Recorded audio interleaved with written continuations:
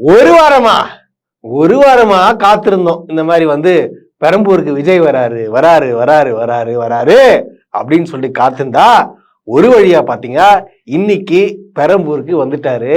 பெரம்பூர்ல அவர் என்னென்னலாம் சம்பவம் பண்ணாரு, அப்புறம் குளத்தூர் போனார் இல்லையா, அங்க ஒரு சம்பவம் ஆச்சு.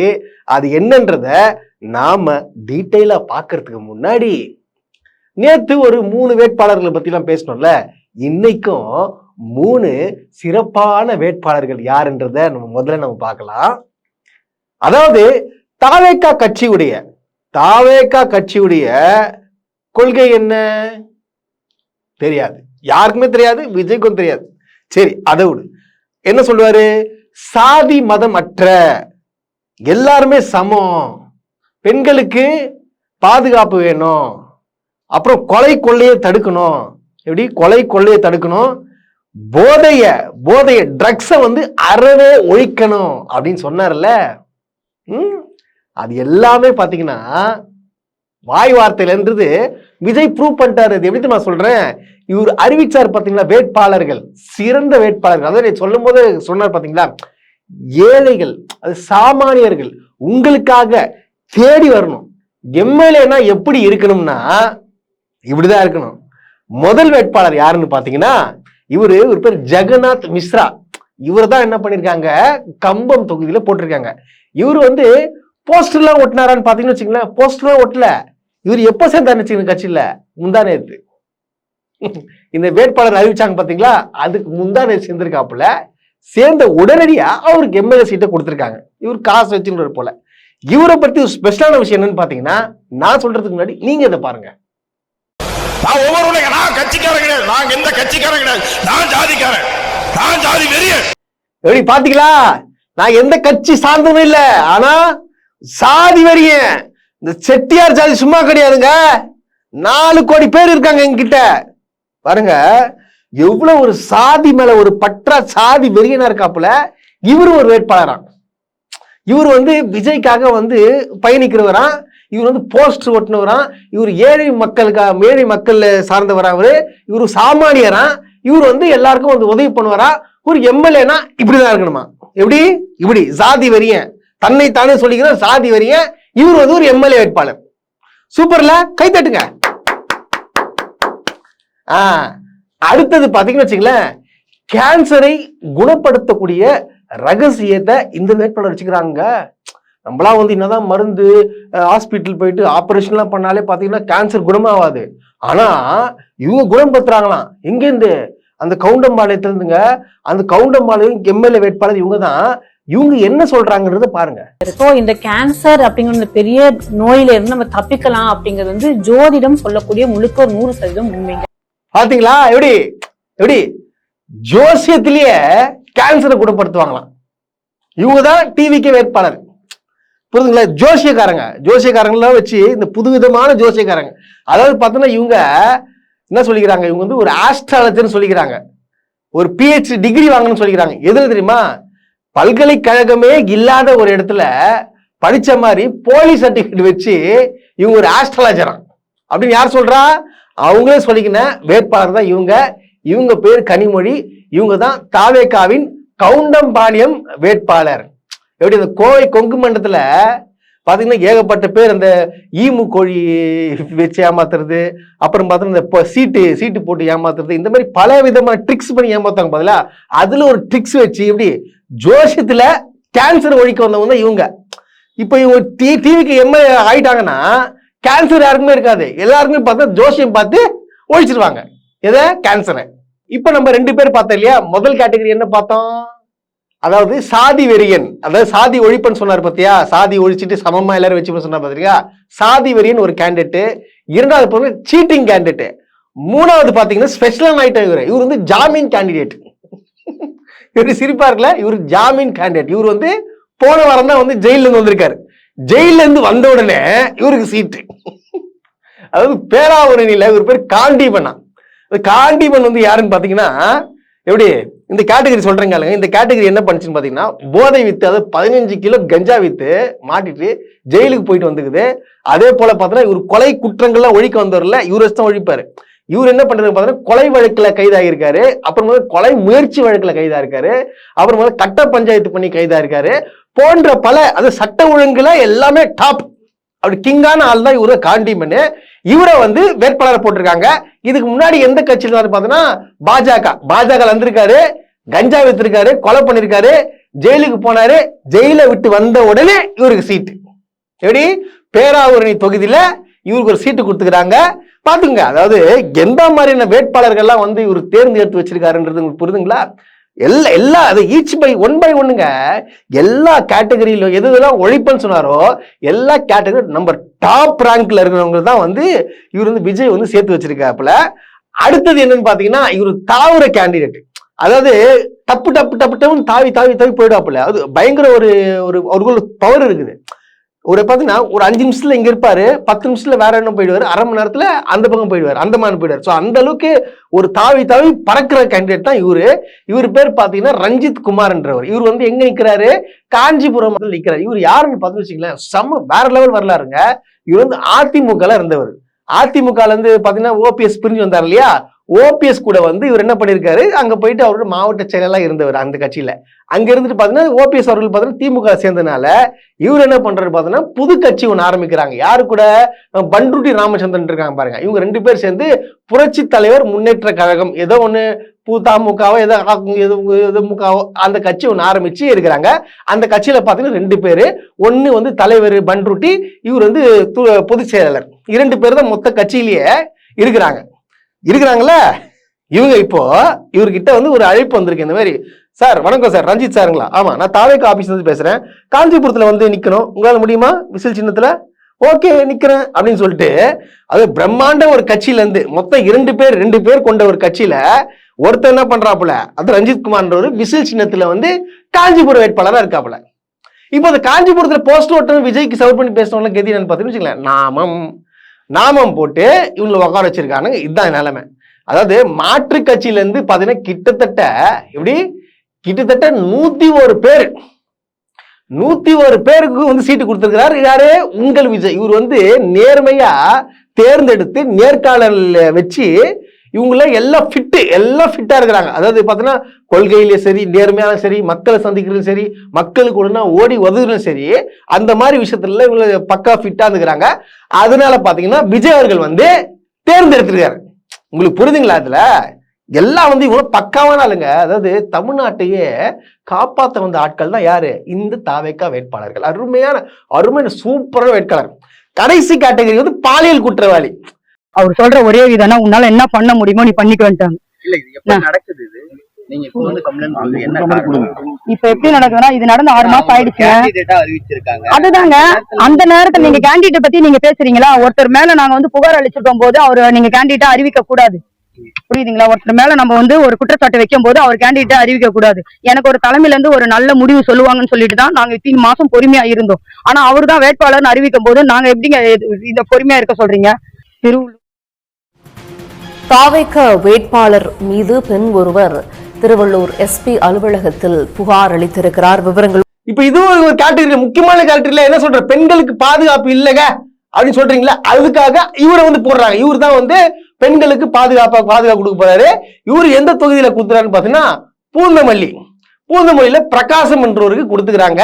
இப்ப இன்னைக்கு தான் அதுவும் பார்த்தா இன்னைக்கு போயிட்டு ஒரு பெண் போயிட்டு அவங்க கணவரோட போயிட்டு பேட்டி கொடுத்துறாங்க. இவர் ரொம்ப தினமும் நைட் டார்ச்சர் பண்றாரு, எனக்கு பாலியல் தொந்தரவு கொடுக்குறாரு, பெரிய இது பண்ற, இவரெல்லாம் எப்படி விஜய் வேட்பாளரா போட்டாரு அப்படின்னு சொல்லிட்டு எங்க கமிஷனர் ஆபீஸ்ல போயிட்டு இன்னைக்கு போயிட்டு கம்ப்ளைண்ட் கொடுத்துருக்காங்க.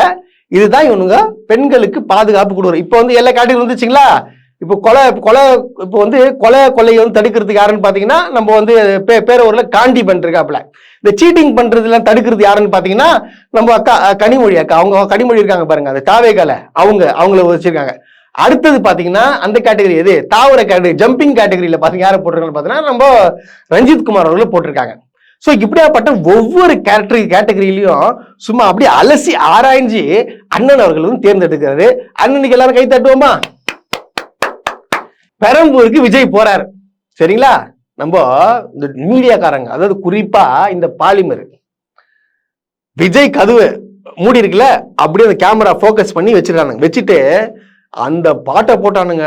உங்க விஜய் உயிர் என்ன வரவான்னு சொல்லிட்டு எங்க உயிர் எடுக்கிறதுக்கு காலையில 8:30 மணிக்கு போட்டாங்க. அந்த கேட்டே போக்கஸ் பண்ணி ஒரு கேமரா அதையே போட்டு இருக்கான். அதாவது பாத்தீங்கன்னா கிட்டத்தட்ட ஒரு 3 மணி நேரமா உங்க விஜய் உயிர் என்ன வரவா அந்த பாட்டு ஓடினே இருக்குது.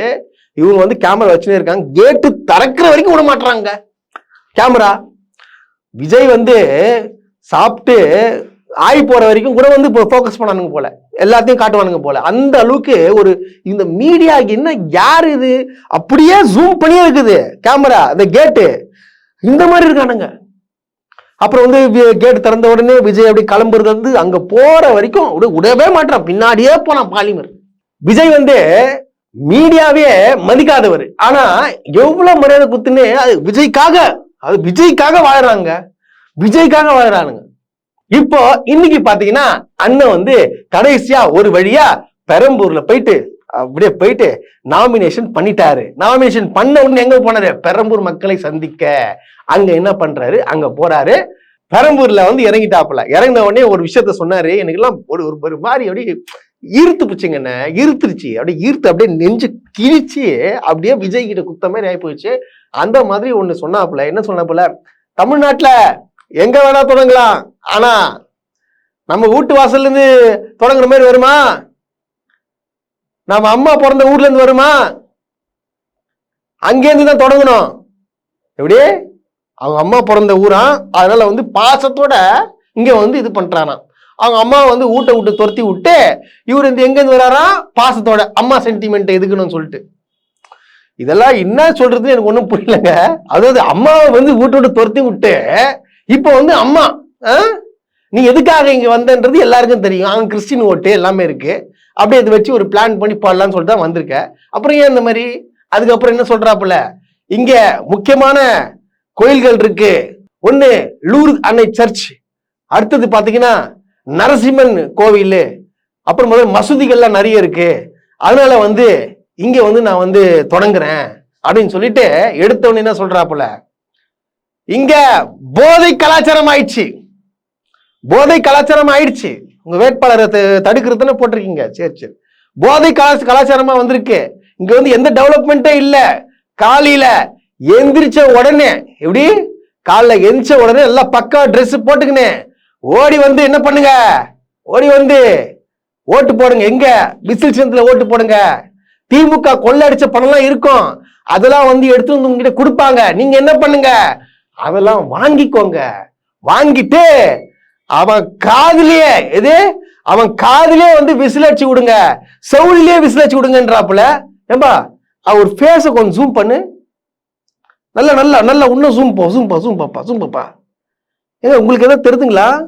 லெப்ட் ஹேண்ட் சைட்ல வீங்குற மாதிரி இருக்குது.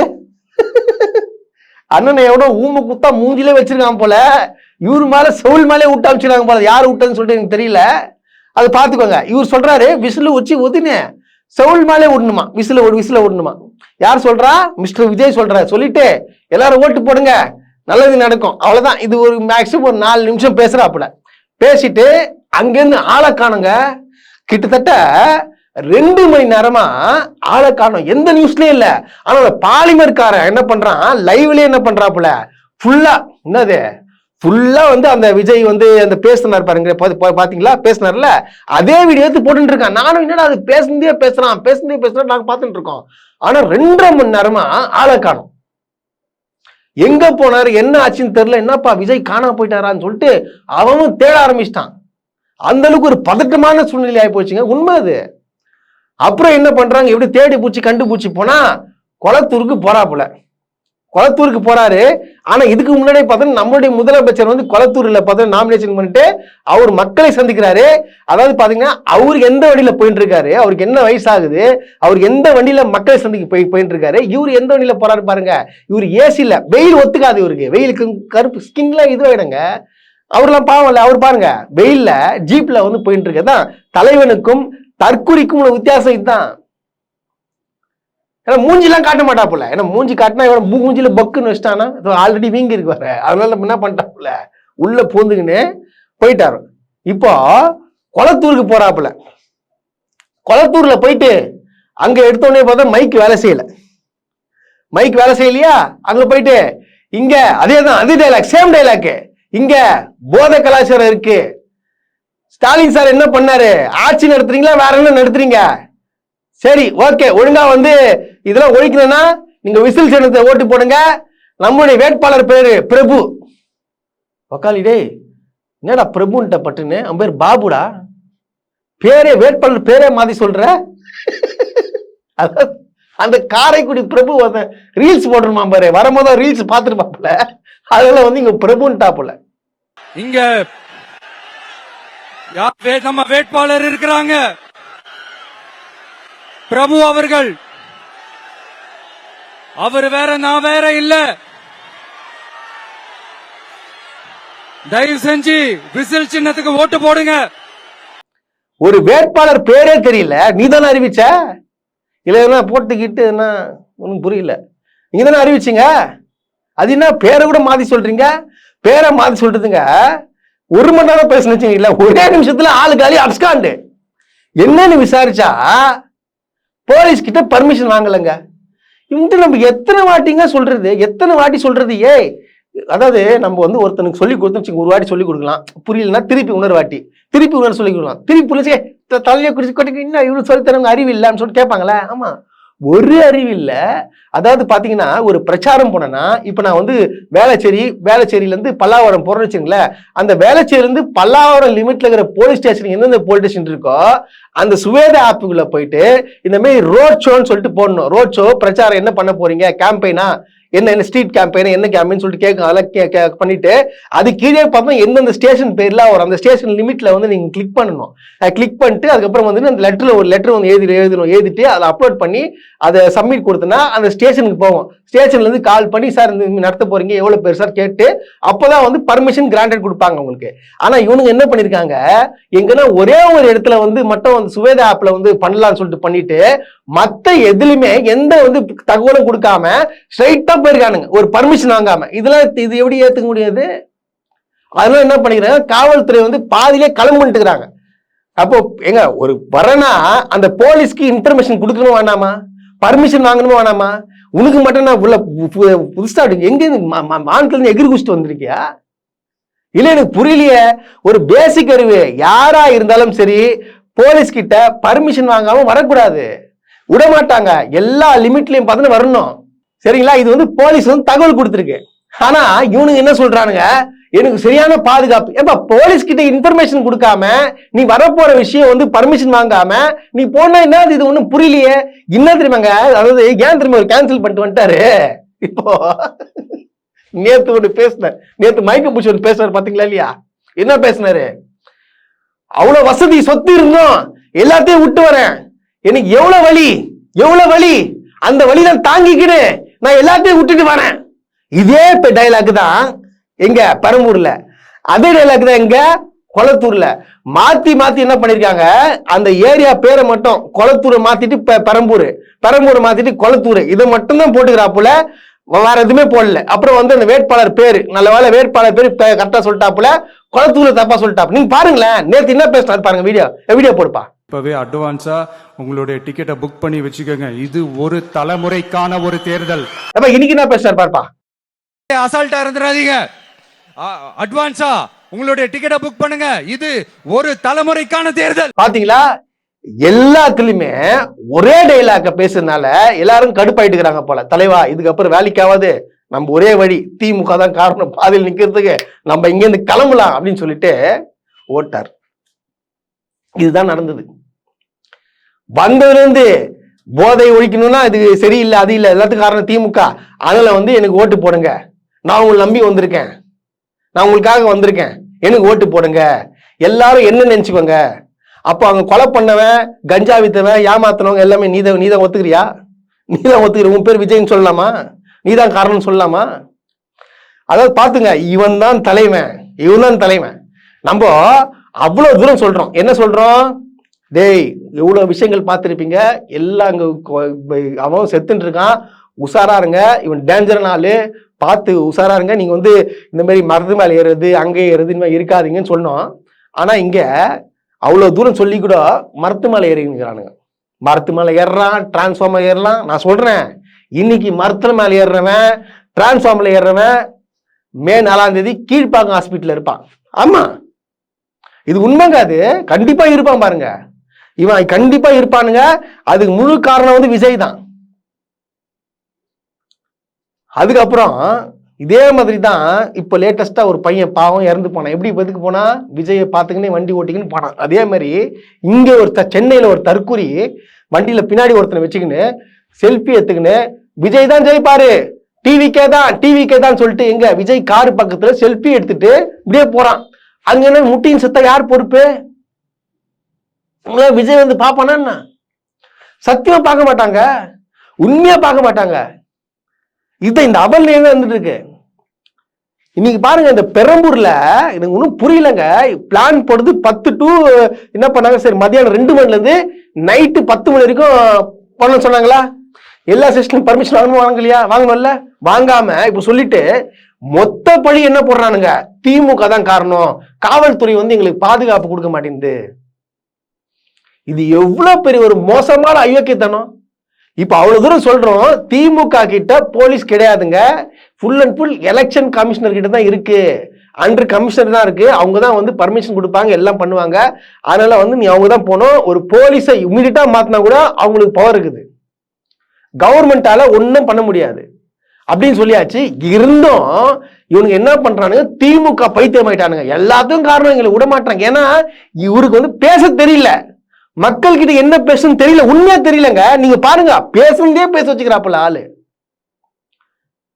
பேச தெரியாதுக்காக என்ன பண்ணிருக்காரு, கேன்சல் பண்ணிட்டு அப்ஸ்காண்ட் ஆயிட்டாப்புல ஆளு. இப்ப பாருங்க டைம் என்ன, இப்ப மணி பாக்குறோம் 4:30, ஆள் காலி. இன்னத்துக்கு பாருங்க வீட்டுக்கு போயிட்டாப்புல. 6 மணிக்கு முன்னாடி வீட்டுல இருப்பாரு சார்பா. இதுதான் விஜய். எப்படி உங்க விஜய் உயிர் என்ன வரவா? நீ வந்து உயிர் எடுக்க தான் வந்திருக்க. இப்ப பாத்தீங்கன்னா இப்ப சற்று முன் வந்திருக்கு. இப்ப அடுத்தது வில்லிவாக்கம் போனோம். வில்லிவாக்குலயும் பர்மிஷன் வாங்கல, பர்மிஷன் வாங்க சொல்லிருக்காங்க. என்ன பண்ணாங்க, விஜய் யோசிச்சிருப்பாரு, இதுக்கப்புறம் வேலைக்கு ஆகாது, மணி 6 மணி செட் ஆகும் சொல்லி நைஸா பக்காவா பிளான் பண்ணி திட்டமிட்டு இப்ப என்ன பண்றாங்க, கேன்சல் பண்ணிட்டு இது திமுக மேல பழி போடணும்ல, அதனால வந்து இந்த மாதிரி கதை புரடாலாம் விட்டுட்டு எஸ்கேப் ஆயிட்டாப்புல. இதுதான் நடந்திருக்கு. உண்மைங்க.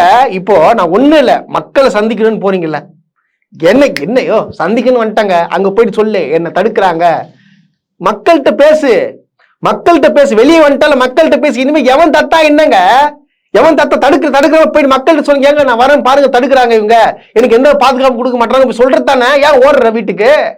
இதுல இருந்து தெரிஞ்சுக்கோங்க, இவரு பக்கா தொடநடுங்கி, அதாவது பாருங்க, சோம்பேறி நம்பர் 1ங்க. அதாவது ஒரு மாதிரி சோம்பேறி உலகத்துல கிடையாது. இப்படியாப்பட்ட ஒரு சோம்பேறியை நம்பி ஒரு கூட்டம், ஒரு ஜாம்பி கூட்டம் மாதிரி அங்க எவ்வளவு பேர் இருக்காங்க பாருங்க. ஆட போடா பைத்தகார். டே நான் சொல்றேன் கேட்டுக்கோ, விஜய் எப்படியாச்சு வீட்டுக்குள்ளேயே உக்காந்திக்கின்னு சிஎம் ஆகலான்னு பாக்குறாப்புல. நீங்க ஓட்டு போடுவீங்க?